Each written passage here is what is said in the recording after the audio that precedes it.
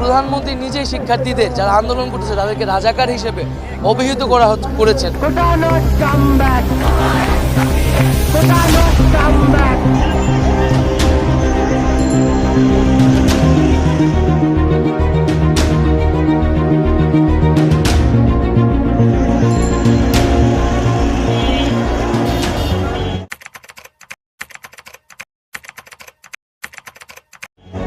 দিন যত গড়াচ্ছে ততই চাপ বাড়ছে, তবে বল ততদিনে শিক্ষার্থীদের কোর্টেই চলে গেছে। আইন শৃঙ্খলা রক্ষাকারী বাহিনীর একটা বড় অংশের মধ্যে দ্বিধা কাজ করলেও প্রতিরক্ষা বাহিনী তাদের অবস্থানটা পরিষ্কার করে দিয়েছে। দেশের স্বার্থে তারা জনগণের সঙ্গেই আছে। সেদিনের সকালটা ৮-১০টা সকালের মতো হলেও জুলাইয়ের মাঝামাঝিতে আন্দোলন শুরু হওয়ার আগের দিনগুলোর মতো অবশ্যই সপ্তাহে চারদিকে কেবল উত্তেজনা, দুশ্চিন্তা আর শঙ্কা। দেশে বিদেশে সবাই যেন একটা শেষ দেখার অপেক্ষায়, কিন্তু তিনি ভাবেননি ওই দিনটা চলে এসেছে। ৫ আগস্টেও তিনি ভোরেই ঘুম থেকে ওঠেন। আগের রাতে অনেক দেরিতে ঘুমোতে যাওয়ার পর দোয়া করলেন। নামাজ শেষে এক কাপ চা নিয়ে বসলেন গণভবনে নিজের অফিস কক্ষে। চারদিকে নিরাপত্তা রক্ষী, এলিট বাহিনী এসএসএফ ও প্রেসিডেন্ট গার্ড রেজিমেন্ট পিডিআর সহ একাধিক বাহিনীর সদস্যরা গণভবনকে নিরাপত্তার চাদরে ঢেকে রেখেছেন। পুলিশ ও অন্যান্য বাহিনীতে থাকা আস্থাভাজন পদস্থ কর্মকর্তাদের সঙ্গে ফোনে কথা বলা শুরু করলেন তিনি। কারফিউ বলবৎ আছে।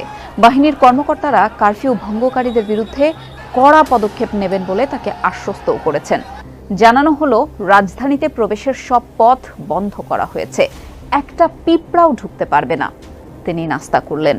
ওই দিন খাবারের মেনুতে কি কি থাকবে তার খোঁজও নিলেন, কারণ রাজনৈতিক নেতা ও সুশীল সমাজের গুরুত্বপূর্ণ ব্যক্তি থেকে শুরু করে নানান বাহিনীর শীর্ষ কর্মকর্তাদের তার সঙ্গে দেখা করার কথা।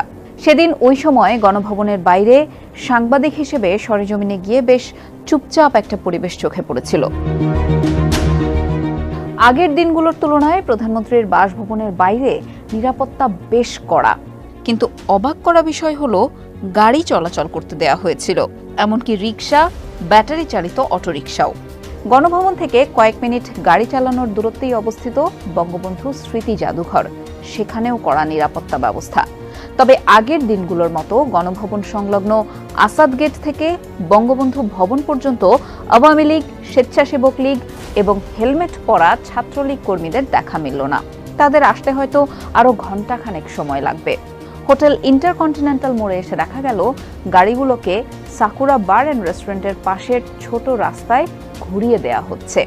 কেউ বলেন ট্যাঙ্ক, কেউ বলেন আর্মড পার্সোনাল ক্যারিয়ার বা এপিসি, সেগুলোর দেখা পাওয়া গেল হোটেলের সামনে। কিন্তু অস্বাভাবিক ব্যাপারটা হলো, যেদিক থেকে বিক্ষোভকারীদের আসার কথা সেই শাহবাগের বদলে ট্যাঙ্ক বা এপিসিগুলো বাংলা মোটর মোড়ের দিকে তাক করে রাখা। কেন্দ্রীয় শহীদ মিনারের সামনে ততক্ষণে বেশ মানুষজন জড়ো হয়ে গেছেন। চাংখারপুলেও বিক্ষোভকারীদের ভিড়। সেদিন এখানে আরেকটু পরেই অনেকে গুলিবিদ্ধ হয়ে নিহত হন। জাতীয় প্রেস ক্লাবের সামনে পরিবেশটা আবার চুপচাপ ছিল। মেট্রো না চলায় স্টেশনও নিঃশব্দ। তবে ঢাকা মেট্রোপলিটন পুলিশের সদর দপ্তরের সামনে গোয়েন্দা পুলিশের সশস্ত্র সদস্যরা গাড়ি ও পথচারীদের থামিয়ে তল্লাশি চালাচ্ছিলেন। তাদের আচরণও ছিল রূঢ়। কাছের মিন্টো রোড, হেয়ার রোডের মন্ত্রীপাড়াতেও নীরবতা ছেয়ে রয়েছে। কেবল প্রধান বিচারপতির বাসভবনের বাইরের দেওয়ালে কিছু কর্মীকে রং করতে দেখা যায়। আগের কয়েকদিন ওইসব ওয়ালে বিভিন্ন স্লোগান লিখেছিলেন আন্দোলনকারীরা। এরকম দেয়াল লিখন সেদিন পুরো ঢাকা শহর জুড়ে দেখা গেছে। মূলত 3টি স্লোগানই ছিল: খুনি হাসিনা, স্বৈরাচার হাসিনা এবং শেখ হাসিনা পদত্যাগ করো। শেখ হাসিনা ততক্ষণে গণভবনের ঊর্ধ্বতন নিরাপত্তা কর্মকর্তাদের সঙ্গে বৈঠক করছেন। বেশ কয়েকটি গোপন সূত্রের মাধ্যমে ফাঁস হওয়া খবরের ইঙ্গিত বড় কিছু একটা ঘটতে চলেছে। নিজের দলের লোকদের ব্যবহার করে আন্দোলন দমাতে নিরাপত্তা বাহিনীর কাছ থেকে তিনি আগের দিনটা সময় চেয়ে নিয়েছিলেন, কিন্তু তাতেও হিতে বিপরীত হয়। আন্দোলন আরও ছড়িয়ে পড়ে। উভয় পক্ষে অনেক হতাহতের ঘটনা ঘটে। সেই দিনই বৈষম্য বিরোধী ছাত্র আন্দোলনের নেতারা লং মার্চ টু ঢাকা একদিন এগিয়ে এনে 5 আগস্ট ঘোষণা দিয়েছিলেন, আর তাতেই কাজ হলো। দুদিন আগে অর্থাৎ ৩ আগস্ট সেনাবাহিনীর কর্মকর্তাদের অফিসার্স অ্যাড্রেসে সেনাপ্রধান বলেছিলেন, সশস্ত্র বাহিনী দেশের স্বার্থে জনগণের পাশে থাকবে। তাই ২০ জুলাই থেকে মোতায়েন করা সেনা সদস্যরা দেশবাসীর ওপর গুলি চালাবে না বলেও ওই বৈঠকেই সিদ্ধান্ত নেওয়া হয়। সেদিনই অর্থাৎ ৩ আগস্ট সরকার পতনের দাবিতে সমর্থনকারীরা রাস্তায় নেমে এসেছিলেন। বোঝা গিয়েছিল গণ অভ্যুত্থান আসন্ন।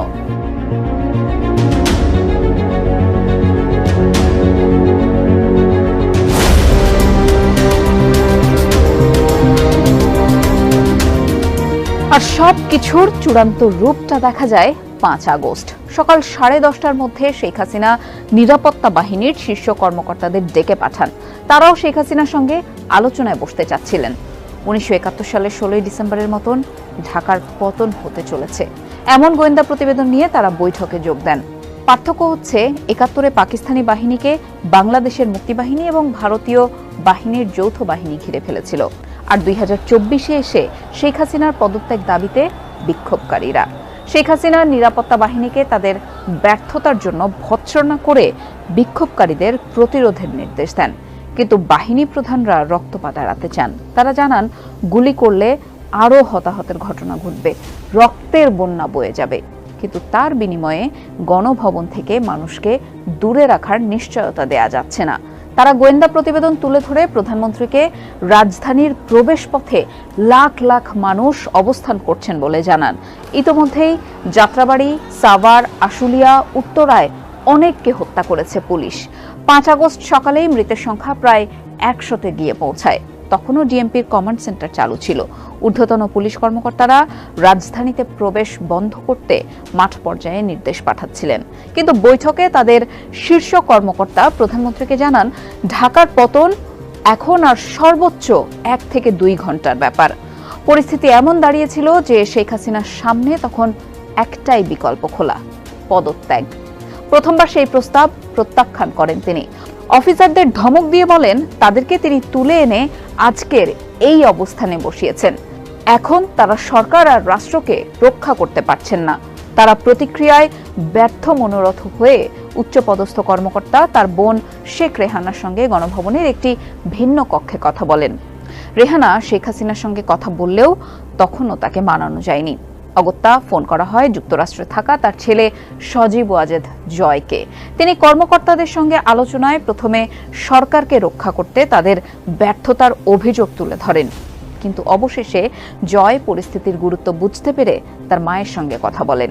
শেখ হাসিনা এবার রাজি হলেন। তবে তিনি ধানমন্ডি ৩২ ও গোপালগঞ্জে গিয়ে জাতির পিতার প্রতি শ্রদ্ধা জানাতে চান। কর্মকর্তারা বুঝতে পেরেছিলেন এতে নতুন করে ঝামেলা তৈরি হতে পারে। টুঙ্গিপাড়ায় পৌঁছানোর পর তিনি তার মনও পরিবর্তন করতে পারেন বলে তাদের আশঙ্কা ছিল। তাই তারা সেই প্রস্তাব প্রত্যাখ্যান করেন। এবার শেখ হাসিনা জাতির উদ্দেশ্যে একটি ভাষণ দিতে চাইলেন।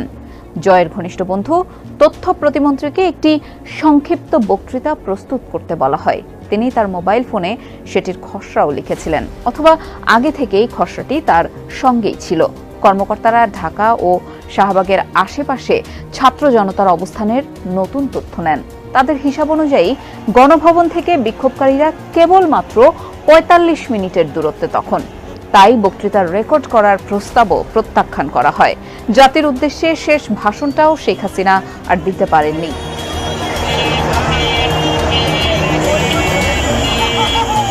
শেখ হাসিনা এরপর ভারতের প্রধানমন্ত্রী নরেন্দ্র মোদীকে স্যাটেলাইট ফোনে ফোন করে তাকে ভারতে নিয়ে যাওয়ার জন্য একটি ফ্লাইট পাঠানোর অনুরোধ করেন। মোদী সঙ্গে সঙ্গে রাজিও হয়ে যান। কিন্তু দ্রুতই আবার ফোন করে মোদী জানান, কোনো আনুষ্ঠানিক প্রক্রিয়া ছাড়া বিমান পাঠালে তা আন্তর্জাতিক আইনের লঙ্ঘন হবে। এটি তার প্রস্থানের ওপরও প্রভাব পড়বে। শেষ পর্যন্ত তাড়াহুড়ো করে ব্যাগ গোছাতে হলো তাকে। প্রথমে 4টি সুটকেস নিয়ে হেলিকপ্টারে, তারপর বাংলাদেশ বিমান বাহিনীর পরিবহন বিমান দিয়ে ভারতের পথে যাত্রা। হয়তো এর মাধ্যমেই শেখ হাসিনা তার দীর্ঘ রাজনৈতিক জীবনেরও সমাপ্তি টেনেছেন। তিনি দেশের সীমানা ছাড়ার পরপরই গণভবন ও এর আশেপাশের এলাকা থেকে সেনা প্রহরা প্রত্যাহার করা হয়।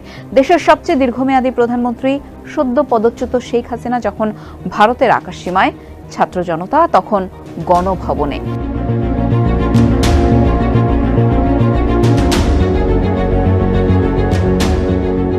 শেখ হাসিনার পদত্যাগ এবং বাংলাদেশ থেকে চলে যাওয়ার 1 মাস পরও সরকারের শীর্ষ কর্মকর্তারা এখনো মুখ বন্ধ রেখেছেন।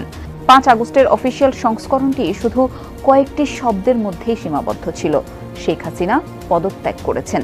এরপর থেকে সংবাদ মাধ্যম বা অন্য কোনো প্ল্যাটফর্মে এই বিষয়ে বিস্তারিত কিছুই বা বিশদ কোনো বিবরণ দেওয়া হয়নি। বঙ্গভবন থেকে শুধু প্রধানমন্ত্রী শেখ হাসিনার পদত্যাগ পত্রটি গৃহীত হয়েছে বলে ঘোষণা দেওয়া হয়েছিল। টিবিএস এই সংশ্লিষ্ট একাধিক সূত্রের সঙ্গে কথা বলেছে এবং তিনি কোথায় পদত্যাগপত্রে স্বাক্ষর করেছেন এবং তিনি নিজেই রাষ্ট্রপতির কাছে পদত্যাগপত্র জমা দিয়েছেন কিনা সেই সম্পর্কে উত্তরও খুঁজে পেয়েছে টিবিএস। এর মধ্যে দ্বিতীয় প্রশ্নের উত্তরে একটি শীর্ষস্থানীয় সূত্র যা জানিয়েছে তা হলো না, মানে তিনি নিজে গিয়ে রাষ্ট্রপতির কাছে পদত্যাগপত্র জমা দেননি।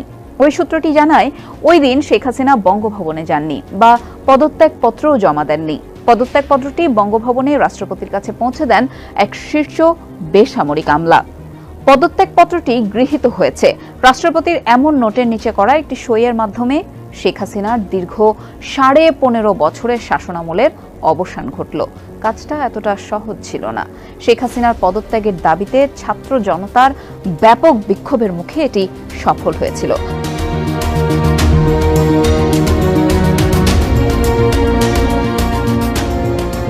আন্দোলনটি মূলত জুলাইয়ের প্রথম দিকে সরকারি চাকরিতে কোটা সংস্কারের জন্য শুরু হয়েছিল। 16 জুলাই থেকে শত শত বিক্ষোভকারী, যাদের মধ্যে অনেকে ছাত্র এবং শিশুও নিহত হয়েছে।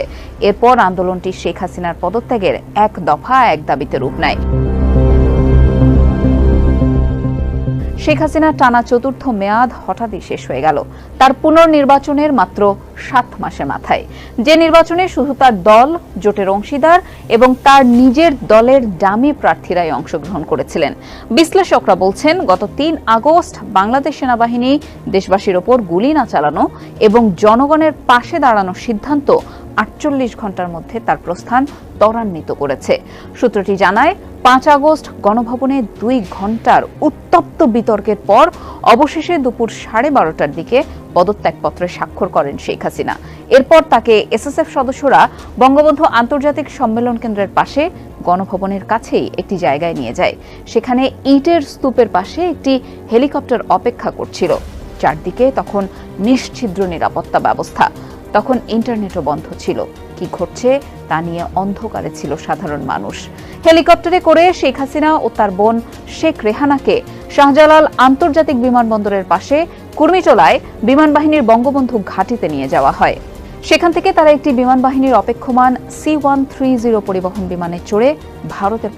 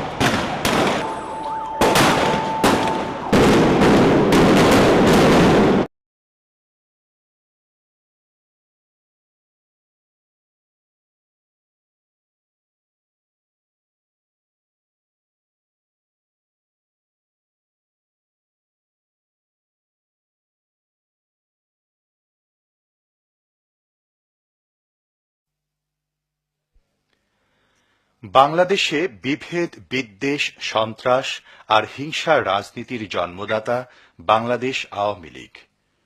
1972 থেকে 75 পর্যন্ত রক্ষী বাহিনী দিয়ে গণহত্যা, সম্পদ লুণ্ঠনের অনিবার্য পরিণতিতে দুর্ভিক্ষ, একদলীয় বাকশাল গঠন এসবই দুঃসহ অতীত হিসেবে আমাদের ইতিহাসে লিপিবদ্ধ হয়ে আছে।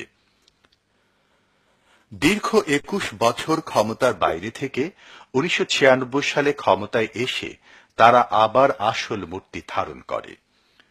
জুলুম, নির্যাতন, হত্যা, রাহাজানি আর গডফাদার তৈরিতে 5 বছর কেটে যায় আওয়ামী লীগের। এ সময় আলেম ওলামারা নির্যাতিত হন তাদের হাতে।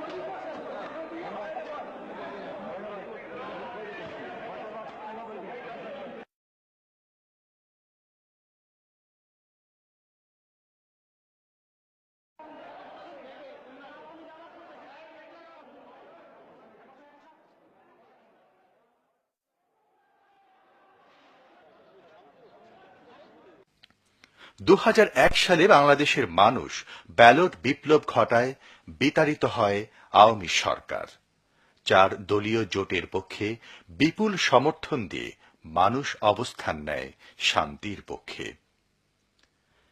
4 দলীয় জোট নেত্রী বেগম খালেদা জিয়ার নেতৃত্বে জোট সরকার ক্ষমতা গ্রহণের পরপরই বিশৃঙ্খল দেশটিকে শৃঙ্খলায় ফিরিয়ে আনতে চেষ্টা শুরু করে। কৃষি, শিল্প, ব্যবসা, বাণিজ্য, অর্থনীতি উন্নয়ন, দুস্থ ও অসহায়দের পুনর্বাসন, নকলমুক্ত শিক্ষা, পরিবেশ উন্নয়ন, ভেজাল বিরোধী অভিযান, যোগাযোগ ব্যবস্থার উন্নয়ন সব ক্ষেত্রেই বিগত 5 বছর জোট সরকার ব্যাপক সফলতা অর্জন করে। সবচেয়ে বড় যে সফলতার জন্য 4 দলীয় জোট সরকারের প্রতি মানুষের আস্থা বৃদ্ধি পায় তা হচ্ছে সন্ত্রাসের কালো থাবা থেকে জাতিকে মুক্ত করা। আওয়ামী দুঃশাসনে সমাজের রন্ধ্রে রন্ধ্রে যেখানে সন্ত্রাস বাসা বাঁধে, সেখানে জোট সরকারের নির্বাচনী ওয়াদা সন্ত্রাসমুক্ত বাংলাদেশ প্রতিষ্ঠার অঙ্গীকার পূরণের ফলে এই জোটের প্রতি মানুষের আস্থা বৃদ্ধি পায়। দুঃখজনক হলেও সত্য, বাংলাদেশ আওয়ামী লীগ এত সব ভালো কাজের একটিতেও সমর্থন যোগায়নি, বরং 4 দলীয় জোটের ক্ষমতা গ্রহণের প্রথম দিন থেকেই অসহযোগিতা করে আসছে। তারা সংসদ বর্জন করেছে, আর যোগদান করলেও করেছে বিশৃঙ্খলা, রেখেছে অশালীন বক্তব্য। প্রয়োজন হলে এক্সপ্রেস করব, চাইতে বড় এখতিয়ার আমার নেই কাউকে। না, আপনি এক্সপ্লেন করতে হবে, আপনাকে এখন ঘোষণা দিতে হবে। এখানে কি বক্তব্য দেবো? আমরা ওয়ার্কআউট করে যাচ্ছি প্রতিবাদে যে আমাদের নেতা কর্মীদের সাথে অসভ্য আচরণ করা হচ্ছে। একজন খুনি মামলার আসামি খুন করে আসছে, সবগুলি দুর্নীতিবাজ। খালেদা জিয়া সাইফুর রহমানের সার্ভে, কিন্তু ইলিয়াস আলীর সার্ভে না, কারণ তার গুন্ডাপান্ডা দরকার।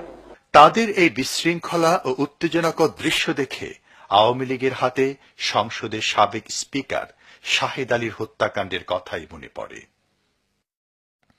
রমনা বটমূলে উদীচী সম্মেলনে বোমা হামলার কোন সুষ্ঠু তদন্ত না করে জামাত বিএনপিকে জড়ানোর অপচেষ্টা চালায়, অথচ জেএমবির মারাত্মক সন্ত্রাসের মূলোৎপাটন করে জোট সরকার দেশ বিদেশে সুনাম কুড়ায়।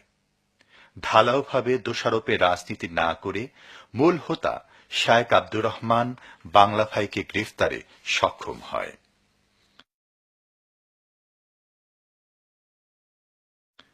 সারা দেশের মানুষ রুদ্ধশ্বাসে অবলোকন করে সে দৃশ্য। আওয়ামী লীগ নেত্রী শেখ হাসিনা একেও সাজানো নাটক বলে পুরো জাতির সাথেই উপহাস করলেন। অবশ্য সব শেষে সবার জানা হয়ে যায় জেএমবির শীর্ষ নেতা শায়েখ আব্দুর রহমান হচ্ছেন আওয়ামী যুবলীগের সাধারণ সম্পাদক সাবেক এমপি মির্জা আজমের আপন ভগ্নিপতি। বেগম খালেদা জিয়ার নেতৃত্বে 4 দলীয় জোট সরকারের বিগত 5 বছরে একটি বারের জন্য আওয়ামী লীগ জোট সরকারকে সহযোগিতা করেনি। হরতাল না করার শপথ ভঙ্গ করে শুরুতেই করেছে হরতাল, অবরোধ, ভাঙচুর, সম্পদ নষ্ট, আগুন দিয়ে জাতীয় সম্পদের ক্ষতি ইত্যাকার অনেক কিছু। বারবার সরকার পতনের আলটিমেটাম দিয়েছে। ট্রাম্প কার্ড আর ওভার ট্রাম্প কার্ডের কথা শুনতে হয়েছে জনতাকে। আপনি যদি ট্রাম্প কার্ড দেখান, বাংলার মানুষের শক্তি নিয়ে আমরা ওভার ট্রাম্প করে আপনাকে ক্ষমতার থেকে বিতাড়িত করব। শেখ হাসিনা নেতৃত্বের আওয়ামী লীগ তথা 14 দল আর বেগম খালেদা জিয়ার নেতৃত্বের 4 দলের রাজনীতির একটা মৌলিক পার্থক্য আছে।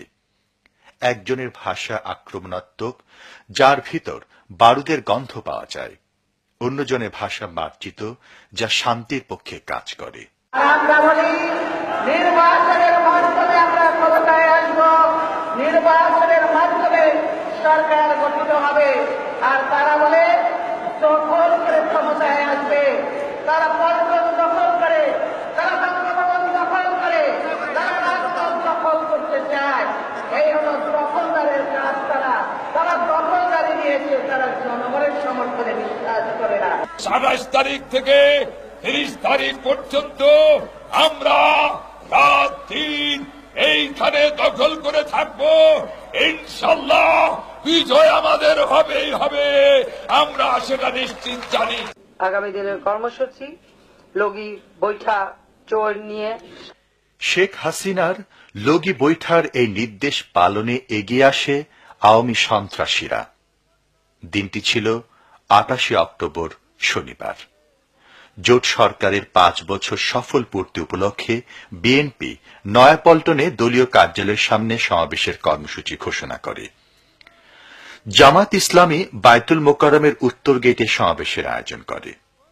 পল্টনের শ্রমিক দল ও আওয়ামী লীগ একই সাথে সমাবেশের ডাক দিলে পুলিশ প্রশাসন সেখানে 144 ধারা জারি করে। জামাতের পূর্ব নির্ধারিত সমাবেশ সফল করার জন্য সকাল থেকেই জামাত স্টেজ বানায় এবং সেখানে কয়েকশো কর্মী সমবেত হয়।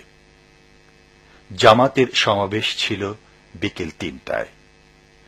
আওয়ামী লীগ 27 তারিখ রাতে তাদের কর্মীদের জড়ো করতে থাকে এবং সকালে কয়েক হাজার কর্মী পল্টন এলাকায় সমবেত হয়। পল্টন ময়দানে যাত্রাপথে উত্তর গেটে জামাতের সমাবেশের দিকে অগ্রসর হয়ে মঞ্চ দখলের সর্বাত্মক প্রচেষ্টা চালায় তারা।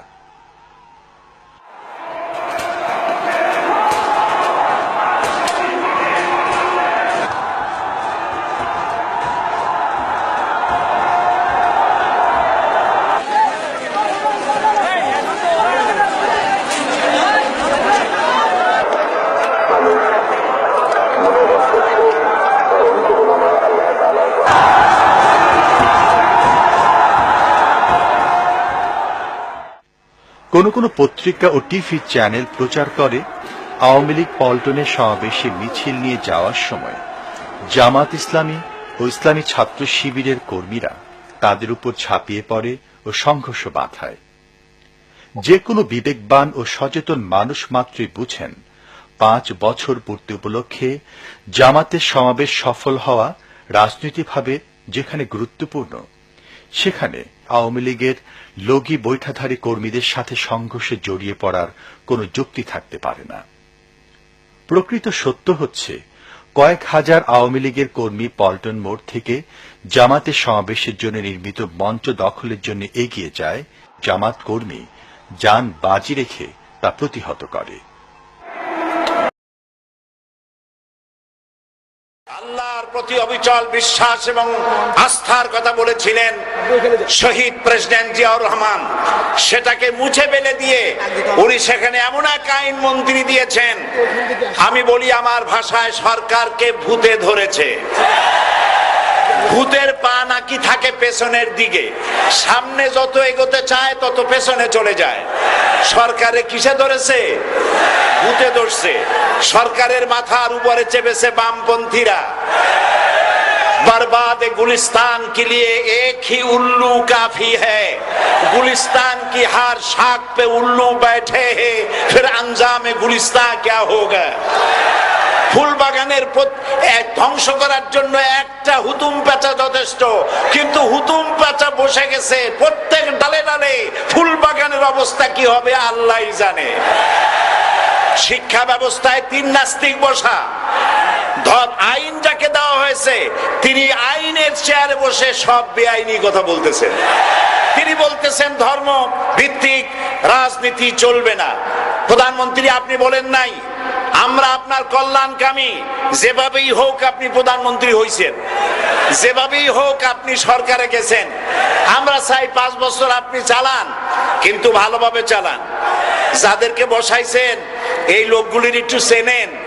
এই লোকগুলি হচ্ছে তারা যারা আপনার পিতা স্বাধীনতার স্থপতি প্রেসিডেন্ট মরহুম শেখ মুজিবুর রহমান, যার জনপ্রিয়তা ছিল আকাশচুম্বী, সে আকাশচুম্বী জনপ্রিয়তা থেকে মাটির সাথে ধসিয়ে দিল কারা?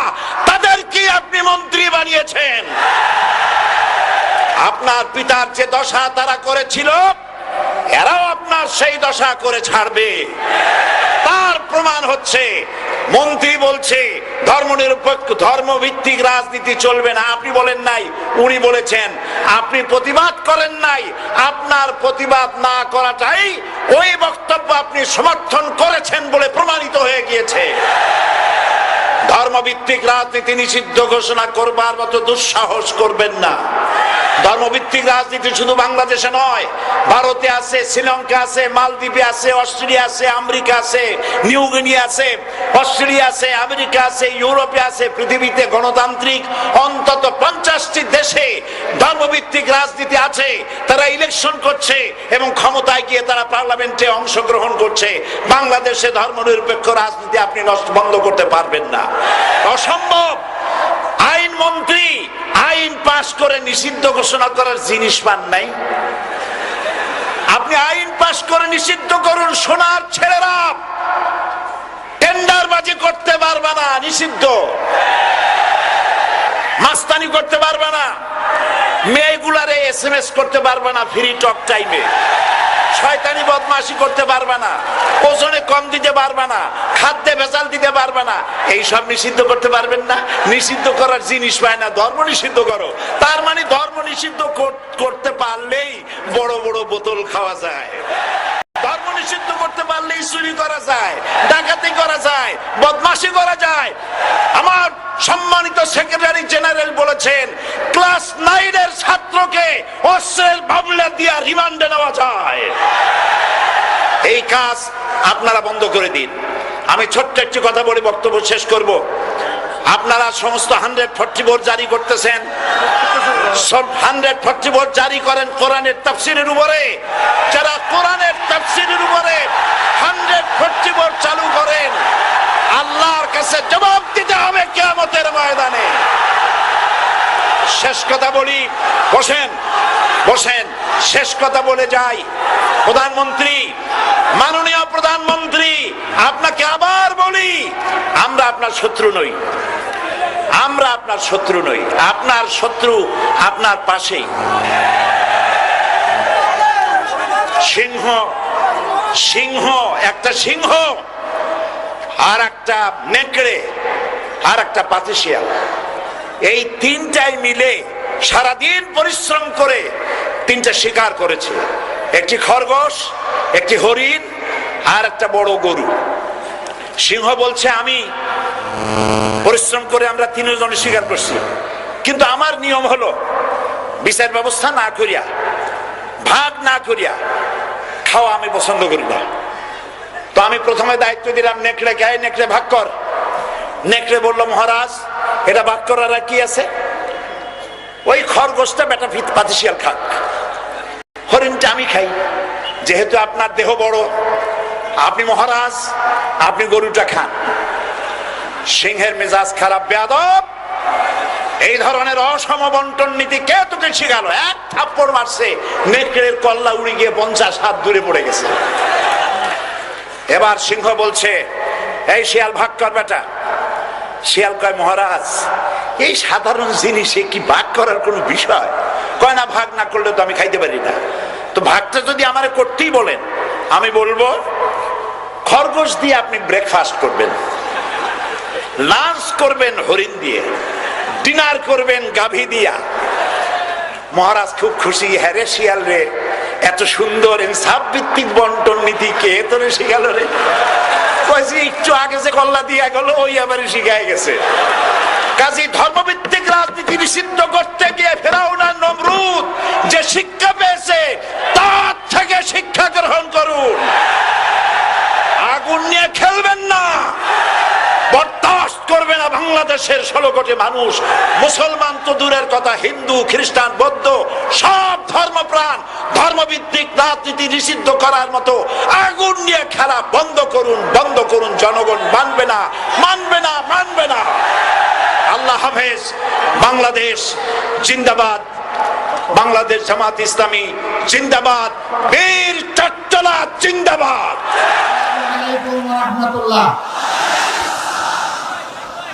আলহামদুলিল্লাহ রাব্বিল আলামিন, ওয়াসসালাতু ওয়াসসালামু আলা রাসূলিল কারীম ওয়া আলা আলিহি ওয়া সাহবিহি ওয়া আহলি বাইতি আজমাইন।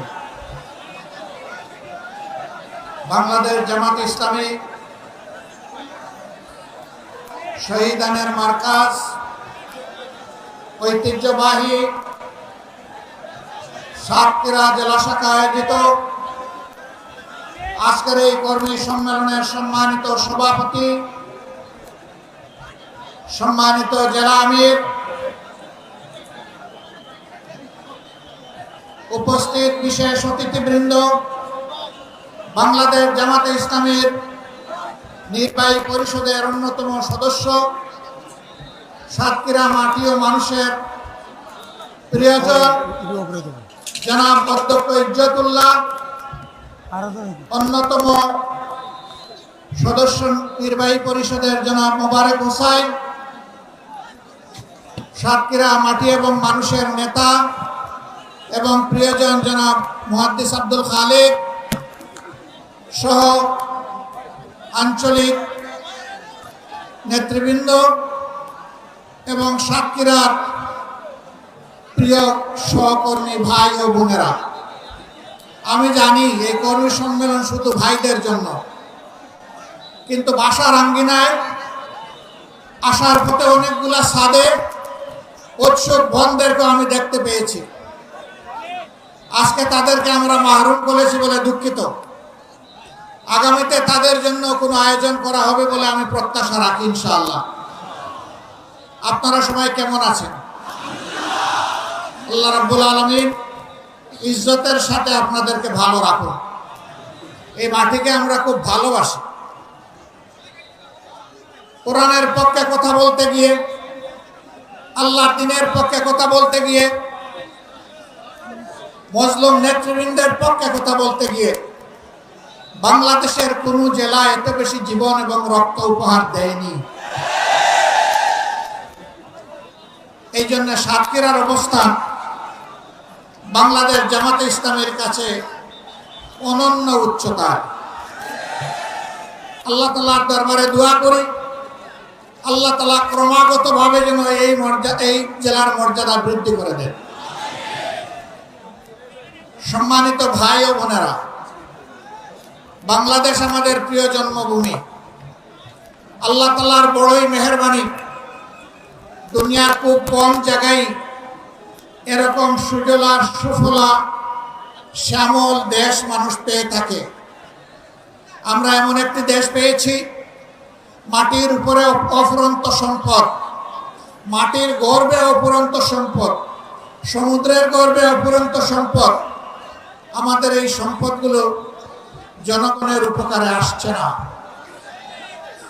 যারা জনগণের ত্রাতা হয়ে, কর্তা হয়ে বিভিন্ন সময় দেশ শাসন করেছেন, জনগণের সম্পদ সুকৌশলে চুরি করে তারা তাদের পকেটে ঢুকিয়েছে। এই জন্য বাংলাদেশের জনগণ তাদের প্রাপ্য হিস্সা পায়নি, সুষম উন্নয়ন হয়নি।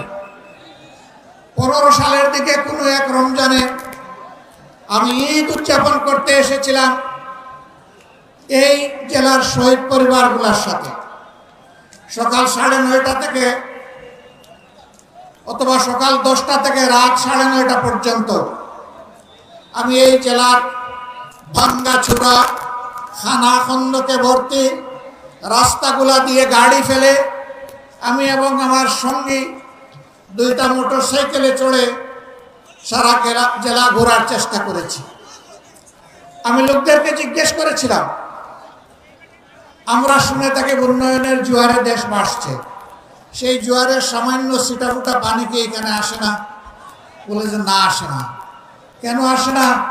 বলে বর্তমান শাসক গোষ্ঠী সাতক্ষীরাকে বাংলাদেশের অংশ মনে করে না। সাতক্ষীরার উপর তারা জুলুম করেছে, সাতক্ষীরার জনগণের অধিকার দেয়নি, করেছে, পঙ্গু বানিয়েছে, ইজ্জতের উপর হাত দিয়েছে, সম্পদ লুণ্ঠন করেছে এবং মানুষকে কার্যত তারা তাদের দাসে পরিণত করেছে। কম বেশি এই চিত্র ছিল বাংলাদেশের। সবচেয়ে খারাপ অবস্থা ছিল সাতক্ষীরা। আমরা মহান আল্লাহর দরবারে দোয়া করি, শুধু আল্লাহর দিনের পক্ষ নেওয়ার কারণে যদি এই জেলার এই অবস্থা হয়, আল্লাহ তুমি দুনিয়া এবং আখিরাতে এই জেলার মর্যাদা তুমি বাড়ায় দাও।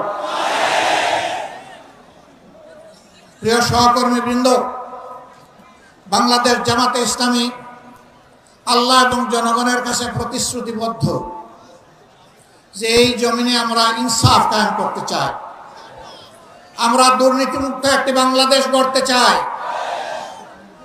আমরা সুষম উন্নয়ন মানুষকে উপহার দিতে চাই। আমার জেলায় প্রধানমন্ত্রী আছে, তাই সব কিছু এইদিকে জোয়ারের পানিতে চলে আসবে, এই বাংলাদেশ আমরা দেখতে চাই না। আমরা এমন একটি বাংলাদেশ দেখতে চাই, কেউ চাইলেও তার অধিকার পাবে, না চাইলেও তার অধিকার পাবে। আমরা এমন একটি বাংলাদেশ দেখতে চাই যে দেশে লক্ষ বেকার যুবকের মিছিল হবে না, বরঞ্চ আমাদের যুবকেরা আমাদের সম্পদে পরিণত হবে।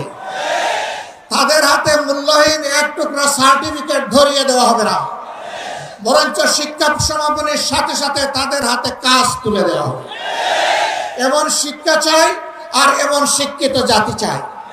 তবে এই শিক্ষা অবশ্যই নৈতিক এবং দুনিয়াবি বা জাগতিক শিক্ষার সমন্বয় হতে হবে। মানুষ যাতে মানুষ হয়, শিক্ষা নিয়ে মানুষ যাতে ডাকাত না হয়, আমরা সেই শিক্ষাটি চাই।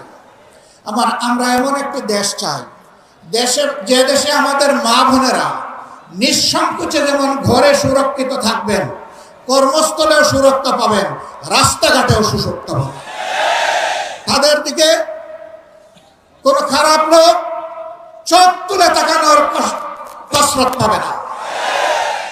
তারা ইজ্জতের সাথে, মর্যাদার সাথে, তাদের দক্ষতা দিয়ে দেশের উন্নয়নে তারাও ভূমিকা রাখবে।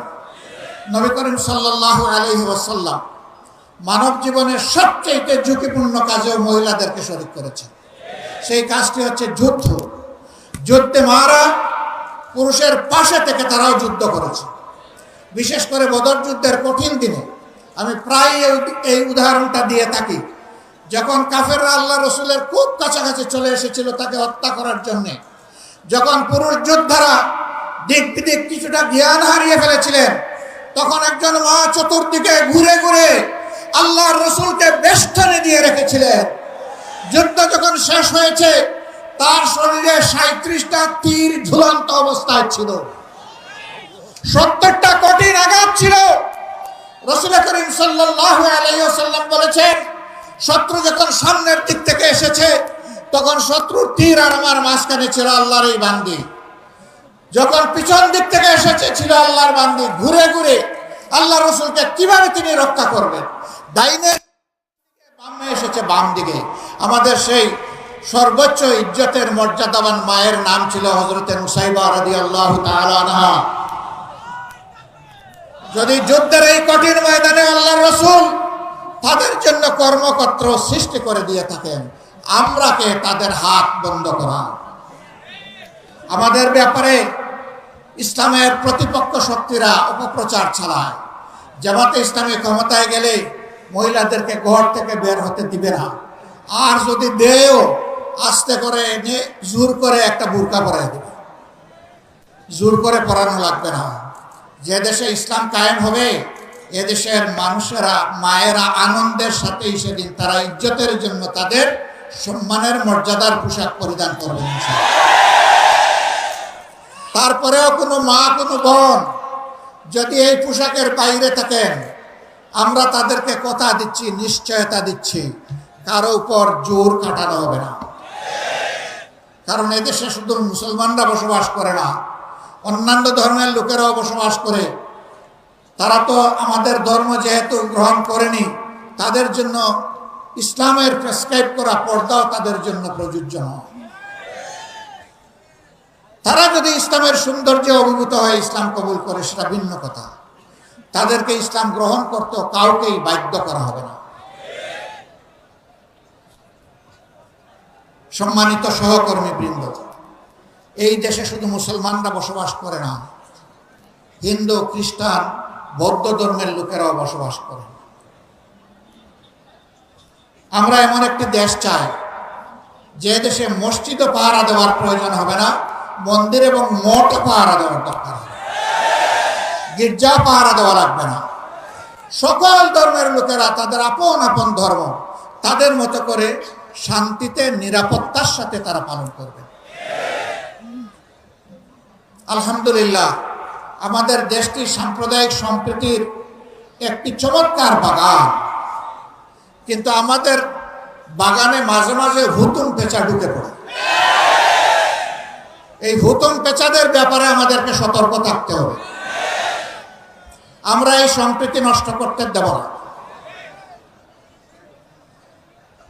আমরা এমন একটি বাংলাদেশ গঠন করতে চাই যেখানে মানুষকে তার শিক্ষা কিংবা কাজের ধরন দেখে মর্যাদা দেওয়া হবে না, বরঞ্চ প্রত্যেকটা মানুষকে আশরাফুল মখলুকাত হিসেবে মর্যাদা দেওয়া হবে। আমার দেশের একজন পরিচ্ছন্নতা কর্মী, তিনিও আমার ভিআইপি, তারা যদি 3 দিনের জন্য তাদের কাজ বন্ধ করে, আমরা কেউ ঘর থেকে বের হতে পারবো না। তাদের এই কাজ, কঠিন কাজ আমি করতে পারবো না।